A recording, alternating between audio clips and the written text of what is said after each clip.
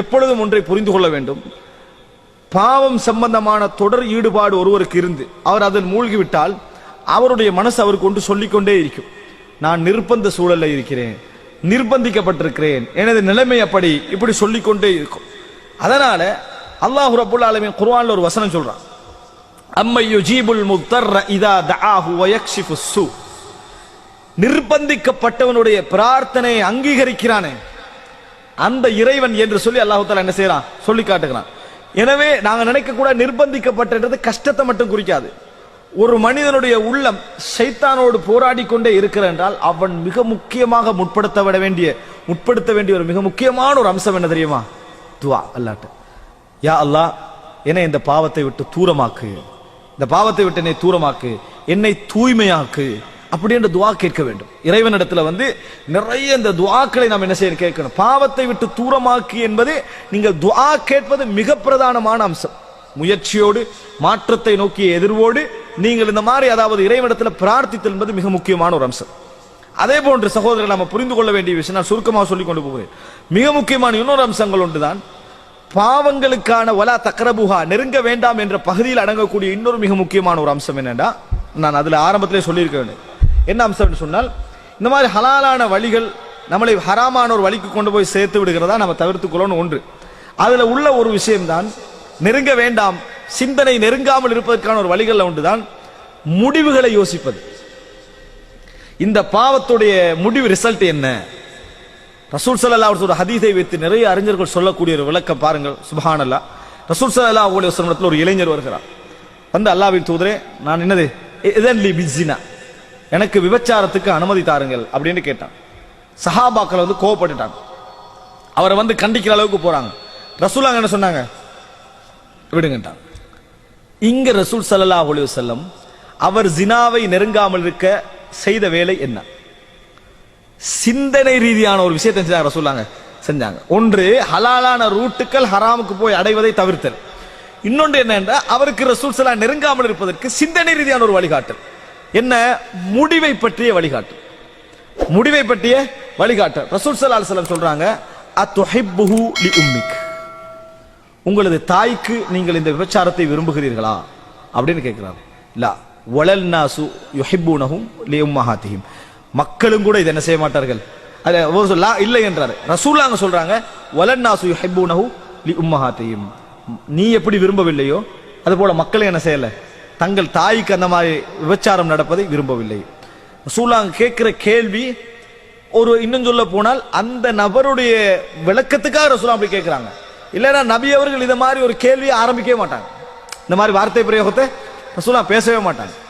அத்துஹிப்புஹு லி உக்திக், உன சகோதரிக்கு நீ விரும்புகிறியா இந்த மாதிரி செயல் நடப்பதை? என்ன சொல்றாரு அவரு? லா. ரசூலுல்லாஹ் என்ன சொன்னாங்க, வலன்னாசு யுஹிப்புனஹு லி அகவாத்திஹிம், மக்களும் என்ன செய்ய மாட்டாங்க, தங்கள் சகோதரிக்கு விரும்ப மாட்டாங்க. ஒரு கேள்வியோட முடிக்கல ரசூலுல்லாஹ். பாருங்க, நம்ம சின்ன இந்த பிலோசபி அடிப்படையில் யோசிச்சா என்னது, ஒன்று போது 9க்கு ஒன்று என்னது 9க்கு போது ரசூலுல்லாஹ் தக்ரீர் பண்றாங்க மனசுல. மூன்றாவது கேட்கிறாங்க, அத்துஹிப்பு லி அம்மத்திக், உங்களது பெரியம்மாவுக்கு விரும்புறீங்களா அப்படின்னு கேட்டாங்க. லா என்றார். வலன்னாசு யுஹிப்புனஹு லி அம்மாத்திஹிம், மக்கள் என்ன செய்ய மாட்டாங்க, அப்படி விரும்ப மாட்டாங்க. ரசூலுல்லாஹ் சொல்றாங்க, அத்துஹிப்புஹு லி ஹாலத்திக், உங்களது சாட்சிக்கு நீங்க விரும்புறீங்களா? இல்லை என்றாங்க. லா வலன்னாசு யுஹிப்புனஹு லி ஹாலாத்திஹிம். ரசூலுல்லாஹ் அப்படி சொல்லிக்கண்டே போறாங்க. சொல்லி முடிச்சாச்சு.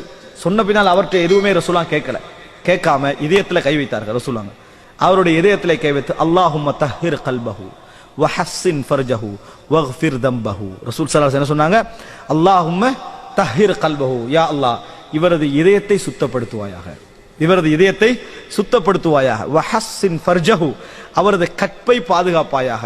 வக்ஃபிர் தம்பஹு, அவரது பாவங்களை மன்னித்தருள்வாயாக என்று ரசூலுல்லாஹி ஸல்லல்லாஹு அலைஹி வஸல்லம் அவர்கள் துஆ கேட்டார்கள். இதுல இந்த ஹதீஸை வைத்து நிறைய அறிஞர்கள் சொன்ன ஒரு அருமையான ஒரு விளக்கம் என்ன தெரியுமா? யாரு இந்த விபச்சாரத்தை, இந்த மானக்கேடான விஷயத்தில் ஈடுபடுகிறாரோ அவர் இதனது அசரை தன் குடும்பத்தில் எங்கே ஒரு ரிசல்ட்ல காணுவார். இதை வச்சு என்ன சொல்றாங்கடா, யாரு இந்த மாதிரி விபச்சாரம் என்ற தவறில் ஈடுபடுகிறாரோ அல்லது அதுக்கு நெருங்குற தவறுகளில் ஈடுபடுகிறாரோ அதனுடைய விளைவை தனது குடும்பத்தில் ஒரு இடத்துல என்ன செய்வார், அவரு காணுவார். எப்படி நீ இந்த மாதிரி ஒரு தவறில் ஈடுபட்டாயோ, ஒன்றில் தனது மகனுடைய வழிகேட்டில் அதை காணலாம், ஒன்றில் அல்லாஹ் காப்பாற்ற வேண்டும் தனது தாயுடைய வழிகேட்டில் அதை என்ன செய்யலாம் காணலாம், அல்லது அது இவருடைய தண்டனை என்ற அர்த்தம் அல்ல, அல்லாஹ் தாலா அவர்கள்ட்ட ஒரு இயல்பை வெளிப்படுத்தி விடலாம். அவர்கள்ட்ட ஏற்கனவே இருந்து அல்லாஹ் மறைச்சு வச்ச ஒரு இயல்பை என்ன செய்யலாம் வெளிப்படுத்தி, நீ எப்படி தவறு செஞ்ச அதை உனக்கு கொண்டு வந்து சேர்க்கிறதுக்கு, நீ அதை பட்டு வேதனைப்படுற அளவுக்கு, என் மகளுக்கு இப்படி நடந்துட்டு, என் சகோதரிக்கு இப்படி நடந்துட்டு, என் தாய்க்கு இப்படி நடந்து விட்டது, என் சொந்தங்களுக்கு இப்படி நடந்துட்டேன், நீ அந்த வேதனை உணர்ற அளவுக்கு அல்லாஹ் என்ன செய்வான் உனக்கு செய்வான் என்பதும் இந்த ஹதீஸ்ல என்ன செய்கிறது அடங்கி இருக்கிறது என்று சொல்கிறார்கள். அப்படி என்றால் நம்ம ரசூலுல்லாஹ் இந்த இதுல சொல்லப்படுற இந்த செய்தி நம்ம மனதில் பதிஞ்சா நம்ம சிந்தனை ரீதியாகவே பின்னாகுமா இல்லையா?